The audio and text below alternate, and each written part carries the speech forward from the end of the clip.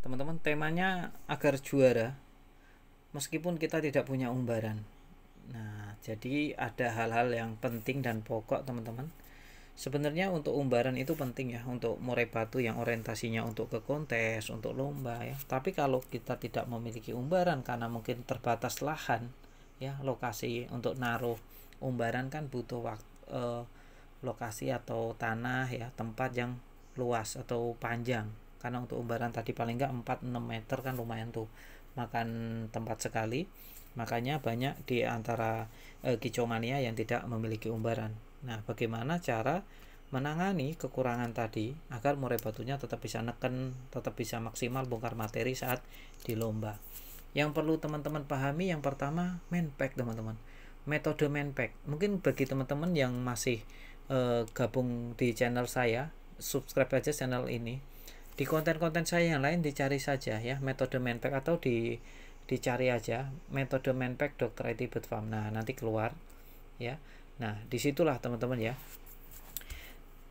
Metode main pack yang pertama tentu mental. Saya anggap semua pemain murai batu, kita semua yang sedang mendengarkan atau melihat video saya ini, saya anggap semua murai batunya sudah memiliki mental yang bagus. Karena untuk mental yang bagus pada murai batu ini adalah pondasi dasar yang wajib dimiliki oleh murai batu yang orientasinya untuk kontes atau untuk lomba. Jadi kalau kita mengacu pada metode main pack, ya ini tentu ada yang namanya mental, terus nutrisi. Nah, nutrisi ini adalah pemberian EF, teman-teman ya. Pemberian harian rutin EF. Karena pertarungan lomba murai batu sebenarnya bukan saat di lomba, tapi saat di rumah harian itu sebenarnya sudah memulai pertarungan melombakan murai batu. Jadi saya tidak heran ketika murai batu yang konsisten dirawat, yang benar-benar dirawat dengan hati, maka jika dilombakan dia akan prestasi satu. Nah, itu saya juga tidak heran ya, karena wajar, karena dia dalam hariannya sudah perawatannya sudah maksimal. Nah, itulah murai batu agar neken lawan gimana. Nah, untuk murai batu neken lawan, teman-teman tadi menggunakan metode main pack, puasakan 1 bulan. 1 bulan itu jangan dilombakan untuk murai batu, teman-teman ya. Jangan dilombakan. Ini apa gunanya? Untuk mengatur tenaga satu, kedua vektor, mengumpulkan vektor, yang ketiga ada tekanan. Nanti tekanan ingin ya vektor sama tenaga lah, jadilah tekanan itu untuk mengeluarkan materi-materi yang dimiliki oleh murai batu. Materinya dari mana? Materinya dari pemasteran kita selama 1 bulan tadi, selama masa-masa inkubasi, masa istirahat ya. Jadi murai batunya di 2 minggu pertama masteran 1, 2 minggu kedua masteran 2. Nah, ini ya kan 1 bulan 4 minggu tuh ya, 4 minggu kurang lebih 4 minggu lah. Jadi 1 bulan nanti dibelah jadi 2, di 1 masteran 1, 2 masteran 2. Teman-teman paham lah harusnya. Jadi 1 bulan cuma ada 2 masteran, poinnya di situ, bagi 2. Nah, terus pemasterannya pun nggak boleh terlalu keras ya, jangan terlalu keras, terus cukup sayup-sayup saja. Kalau murai batu yang 1 bulan tadi sudah dikondisikan, saya kira untuk tenaganya pasti tersimpan dengan baik dong ya kan, karena nggak dilomba-lombakan.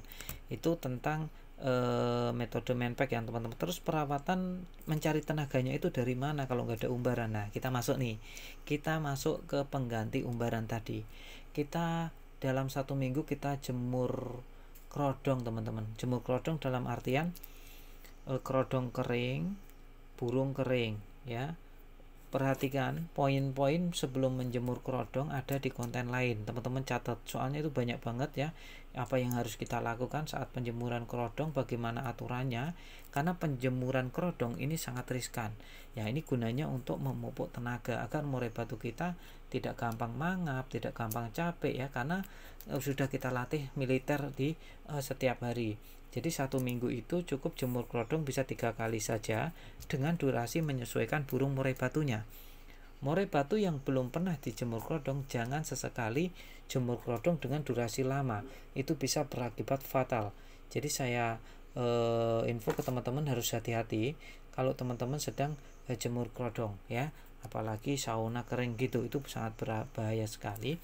Makanya di konten-konten saya yang lain saya sudah ada saya jabarkan penjemuran kerodong yang tepat, bagaimana alurnya seperti apa ya, itu ada prosesnya, dan itu banyak sekali poin-poin yang perlu teman-teman catat dan lakukan ya. Jangan sampai harapan kita agar murai batunya volumenya tinggi, terus tenaganya kuat, jemur aja lah yang kenceng.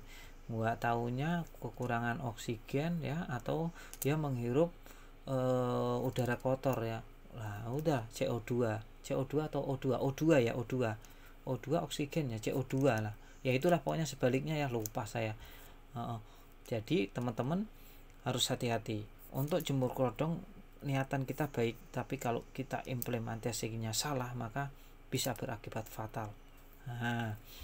Terus pemberian nutrisinya, jangkriknya jangan lupa juga. Kalau teman-teman tahu, wah kekurangan saya nggak ada umbaran ini, burungnya kurang tenaga, bla bla bla bla, ya teman-teman cari dong cara bagaimana mengganti umbaran tadi dengan jemur kerodong, pemberian EF yang bagus dengan penuh nutrisi ya. Untuk jangkriknya mungkin teman-teman bisa kasih asupan yang gizi, vitamin, nutrisi, baru setelah jangkriknya terpenuhi asupan nutrisinya barulah dikasihkan ke burung murai batu kita. Itu untuk rawatannya juga harus konsisten ya, rawatannya juga harus konsisten. Dalam pola pemandian, penjemuran juga ada aturannya. Di konten-konten saya sebelumnya juga sudah banyak tentang jemur, mandi jemur. Nah itu juga ada risiko yang harus dihindari, nggak boleh sembarangan juga. Nah itu untuk menambah staminanya dengan pola seminggu 3 kali di jemur kerodong, dengan durasi menentukan atau menyesuaikan dari murai batu teman-teman semuanya. Jangan sampai dipukul rata harus sekian menit sekian jam, itu kesalahan yang fatal. Jadi jangan, nanti murai batu teman-teman malah rusak, bukannya lebih bagus ya kan. Yang penting murai batunya juga mau bongkar materi, jangan di track juga saat di rumah ya. Murai batu juga nggak boleh dipancing-pancing jika teman-teman memang orientasinya untuk kontes atau untuk melombakan burungnya. Jangan sampai kita salah langkah ya, salah langkah. Hal-hal kecil terkadang malah menghancurkan yang besar teman-teman ya. Hal-hal kecil seperti kita diajak ngetrek oleh teman ya kan, kalau kita tolak nggak enak ya, kita jalani ngetrek murai batu kita rusak, ayo rusaknya murai batu. Kalau mungkin murai batu yang biasa is oke. Kalau murai batu mahal, murai batu kesayangan yang nggak ternilai dengan uang, ini repot ya kan. Kita nanti malah susah lagi untuk mendapatkan murai batu yang sudah klik dengan hati kita. Karena untuk mengenal karakter tentu kita harus memahami burung murai batu kita. Bagaimana cara memahaminya ya itu berbeda-beda, karena untuk memahami burung murai batu itu butuh yang namanya proses waktu, interaksi ya. Itu hal-hal sepele tapi sangat penting sekali, apalagi di dunia perburungan murai batu. Terkadang joki juga sudah tahu bahwa hari itu dia akan kalah, tapi karena terlalu ambisi dia tetap berangkat dan akhirnya kondangan. Kita masuk ke penutup ya.